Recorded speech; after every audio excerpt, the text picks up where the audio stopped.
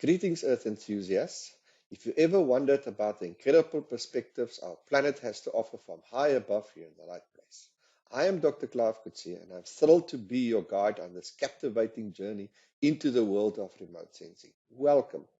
And please remember to like, subscribe to, and share this video. Thank you. In our last video tutorial, we focused on unsupervised or clustered classification, specifically focused using the LandSat 5, 7, 8, and 9 data sets. And we also performed 3 different classification methods, the KMeans, the XMeans, and the LVQ methods. And it presented quite different results. I mentioned that it was difficult to zoom in and out because of the number of images that we've created. Remember, we had the 4 data sets and we created used 3 methods for each median image. So that gave us 12 classification images or layers, and that created a bit of dramas in terms of the time that it takes to load, etc., etc. So in this video, I've actually only activated the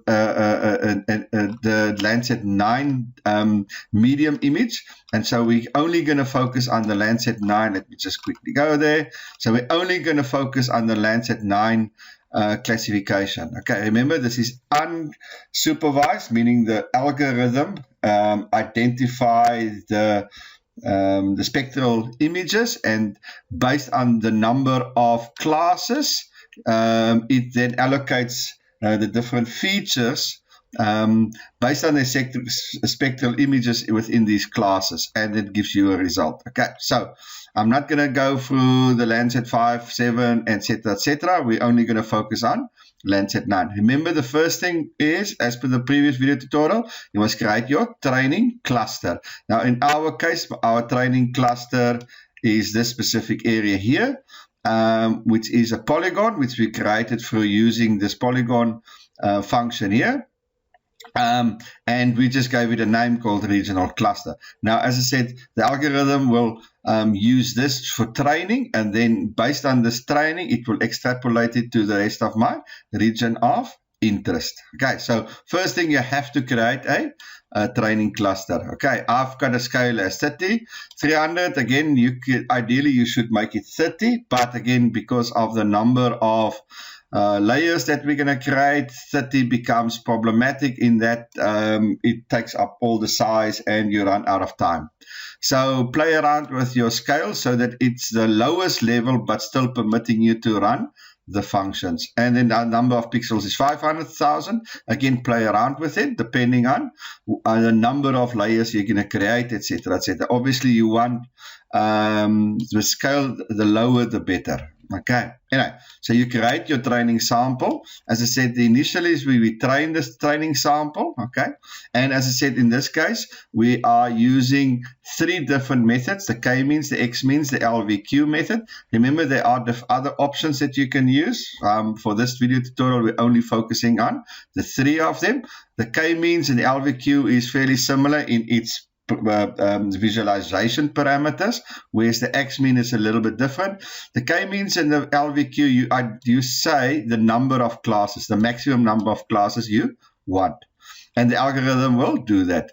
Whereas with the XMeans, you give it a minimum number of classes and a maximum number of classes, and it will decide what the number of classes is based on your minimum and your maximum. So in this case, the XMeans will either give you 4 classes or it will give you 5 classes, but it will make this decision. The algorithm will make the decision. Where KMeans and LVQs don't, they only take the number of classes you are given. So that's a big difference between the 2 of them. Okay, so obviously you can make this, let's say, 2 to 5 in XMeans, and then the algorithm will decide whether it's 2 classes, 3 classes, 4 classes, and it will basically look at the range of spectral images, and based on that range, it will decide the optimum number of classes. You specify a minimum, you specify a maximum, etc. With the other 2, you only specify a maximum. Okay, so that's the big difference between the XMeans and the LVQ, KMeans, LVQ on the one side, and XMeans on the other side. Now, obviously, we're going to use our images. Or we're going to use our cluster, our training sample, this one here. Remember, that's a training. Our training sample, we're going to train based on the 3 different methods, and we give them a variable name. So that's our training. Then we're actually going to initiate the classification. Now we're using our training sample. Remember, there we go. Cluster LS9 KMeans. There it is, a training sample. And then I say cluster it based on the image, the medium image as a whole. Remember, that's the LandSat 9 image, which is based on the period, I think, 20. Let's go and have a look at that. The period, there we go, 2022 to 2023. Okay, that's the median image in that collection. Okay, and then we actually display the classification. So first we do the training, okay, based on our methods, our selected methods, where we specify the maximum and then the minimum maximum. Then we actually do the classification, and then we present the output, okay, based on our regional cluster. Now, it should stand to reason that every change in the regional cluster will basically have a difference in the classification, because not each training cluster will be quite different from one another. So one can assume that if I were to do a second training cluster, let's say somewhere here, which includes the mountain and this predominantly agricultural areas, my classification would be quite different from where I do it here, which includes water, mostly vegetation, bit of sand, etc., etc. So choosing your regional cluster is obviously of critical importance, given that it will have an impact on the classification as a whole, and therefore you have to play around with it. Okay, also there's quite a fine line between having your regional cluster too small, because then it's not going to be representative of your region of interest, and having it too big, then the algorithm won't be able to do the classification because it's simply too much. So these parameters, the regional cluster, the size or the location of it, the scale, the classes, is all things that you need to play around with to determine the optimum classification method. So although the algorithm is unsupervised or clustered, you still need to do quite a bit of your own input to make the classification as realistic as possible. Okay, so enough said of that. So we run it. Remember to run and save, always run and save. You should be bored now with me saying run and save. Anyway, okay, so there's my, I'm just going to deselect it so it's not shown. Okay, there's my classification. Let's make it a bit bigger. There's my, okay, let's start from the beginning. Remember, there's my median LandSat 9 image from 2022 beginning to 2023 November. Okay, so there's roughly 2 in a month. It's 12. Let's say it's 22 months. It's roughly 2 images a month. So that's 44 images. So this is the median image of that 44. So that would be somewhere around, what's it, November-ish? Yeah, 11 November-ish, 2022 image, median image. There, but okay. So that's the median image of LandSat. And as I said, we perform the classification. As I said, first we select our training cluster, our training sample, which is that. Then we run the algorithm, and this is what we get. So, okay, remember, we've got color schemes. We can go to the color schemes now. There's our LandSat 9 classification. Let's have a look. Remember, we specified 5 classes. So we've got purple, we've got black, we've got this gray color, we've got this orange color, and we've got the green color. So there's your 5 classes. If we switch between the medium image and the KMeans, it's evident that purple, if you look at that, purple predominantly is your mountainous areas and your vegetation areas. You see the mountainous areas, vegetation areas, it seems like their spectral signatures are not that dissimilar, and therefore they've clustered it together. You can see there. Okay, so that seems to be purple. Let's have a look and see the gray color. That's the agriculture. You can see that grey color is predominantly agriculture. The black color is around sand areas. Well, the black color seems to be vegetation. Vegetation areas. No, it's not really vegetation. It's somewhere between vegetation and sand and mountains. And then the orange is the sand, and the green is water. The green is water, sand. Yeah, so orange, purple is vegetation and mountains. This grey is agriculture. The black seems to be somewhere between agriculture and vegetation. Orange is sand, and green is river. So that seems to be the classification. Now, obviously, you can now go and amend the color scheme to present this more accurately. So I could now go and change the purple into, let's say, brown to represent that. And then obviously I can change the gray to, let's say, yellow or some other color to represent. And the black I can go and make green or something. The green I need to go make blue, etc., etc. Again, you can see where there is urban settlements, urban areas, and sand. They are very similar. You see, this is a big town there. There's a town there. There's a town here. And there's some urban settlements around this. No, there's not urban settlements. There's around, I think, here. So you can clearly see the confusion or similarity, which way you want to look at it, between urban areas and bare soil. Okay, so let's look at the XMeans, see if that's any better. Okay, now XMeans, green in this case is the mountains, purple is the agriculture, the black areas, interestingly, between the two are very similar, between the grey and the black. Okay. The black seems to be, again, this the in between vegetation, the mountain areas, which covers vegetation, and the agricultural areas. Then again, the soil, bare soil, and which is yellow, and the water, which is this grey color. But you can see that the XMeans gives much more soil, bare soil, sand as the KMeans. And then we've got the LVQ. There's the LVQ. You can see, again, the purple in this case, the grey in this case is the mountains. The black is vegetation. Well, the green is vegetation. The black, again, is somewhere between the two. Purple is the agriculture. Grey is, in this case, yellow is rivers or sand. It's a bit difficult to identify. You have to switch between the two to see what it is. But you can see between the three methods, there's quite a large. Well, what complicates is the color schemes are all over the place. So you have to go back to your color schemes. But you see, you can't change you'll have to have a color scheme for each of these, where you then specify the color so that they more appropriate represent the different features.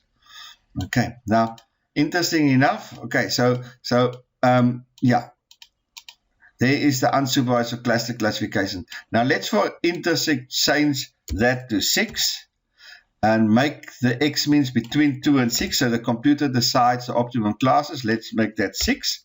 So I'm going to have 6 classes, and the KMeans I'm going to have between 2 and 6 classes. And we're going to press run.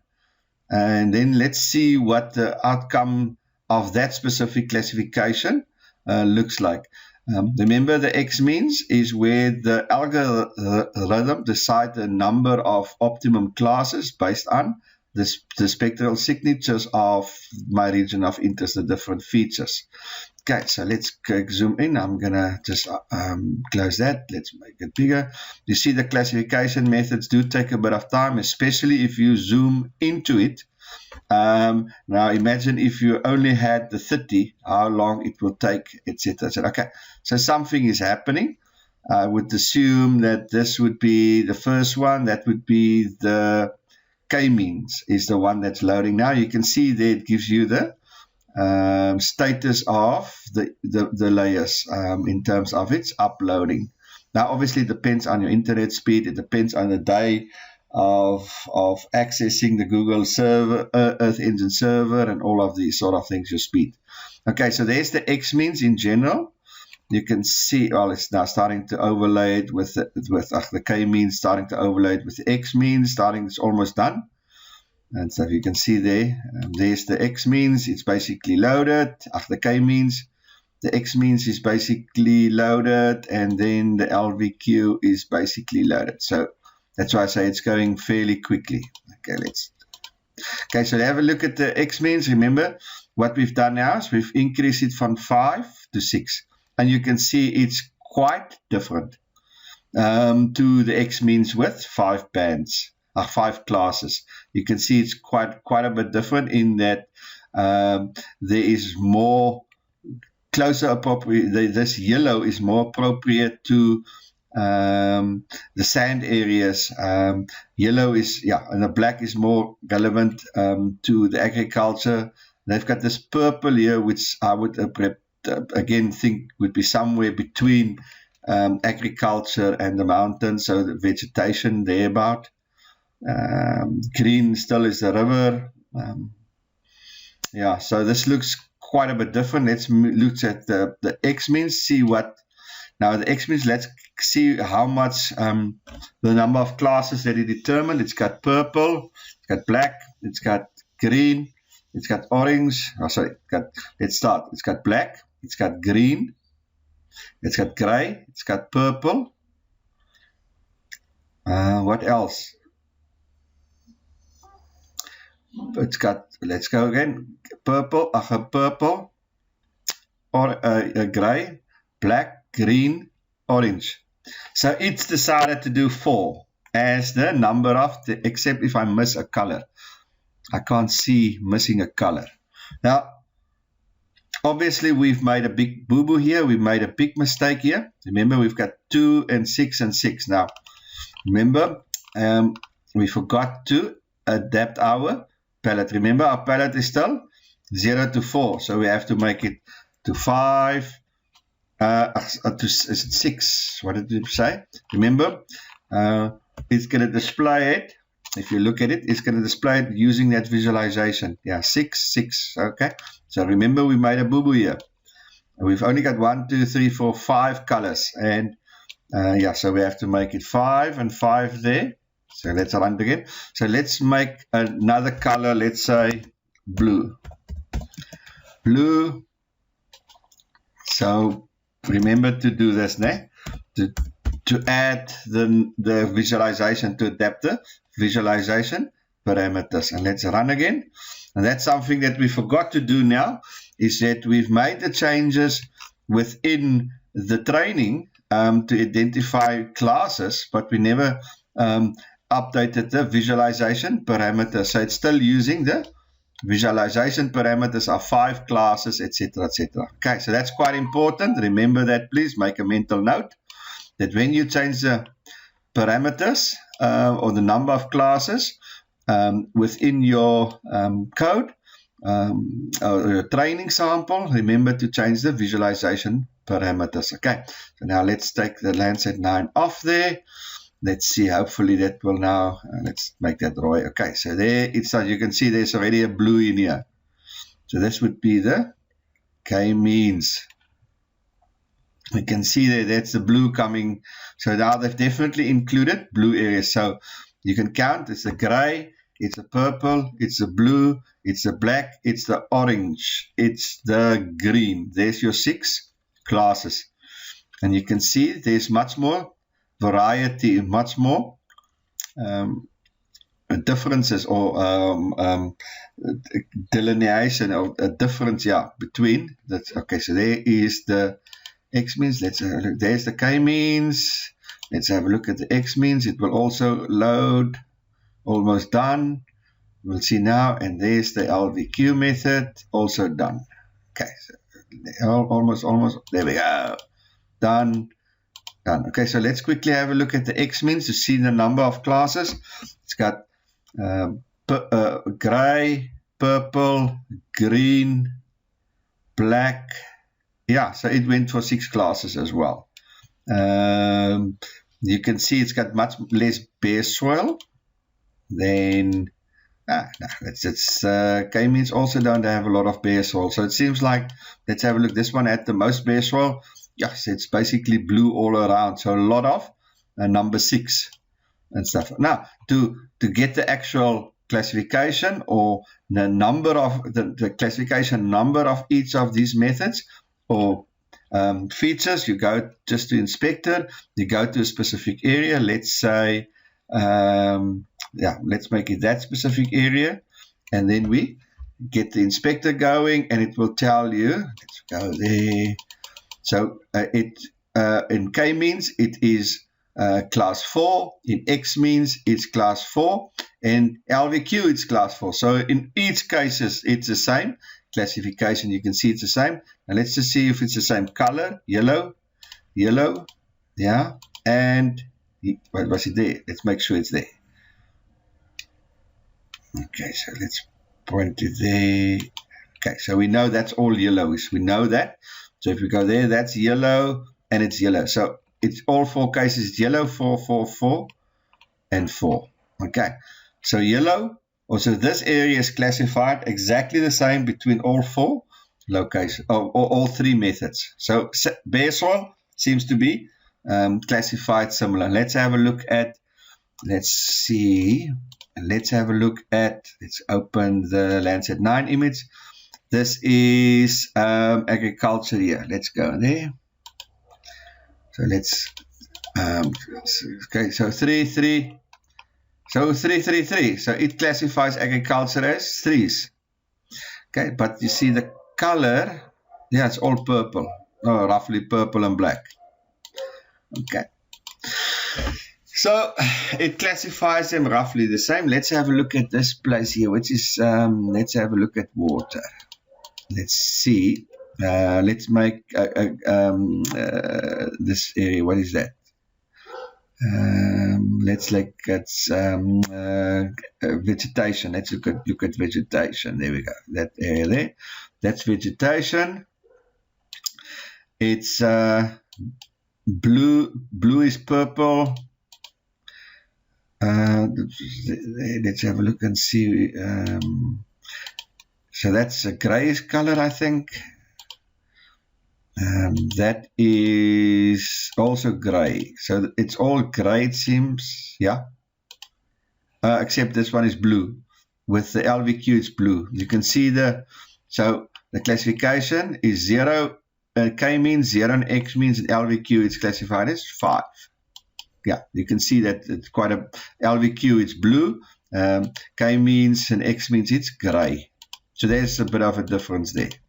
Okay, anyway, so I think this gives you a nice indication of working with unsupervised or cluster classification, the importance of the regional cluster, the specification of the 3 methods of classification and its parameters in terms of its maximum classes, and XMeans its minimum maximum classes, visually interpreting the similarities or differences between the classification and using your inspector to also determine that. Now obviously all of these images you can export using the standard exporting to your Google Cloud facility, which we covered in one of our previous video tutorials.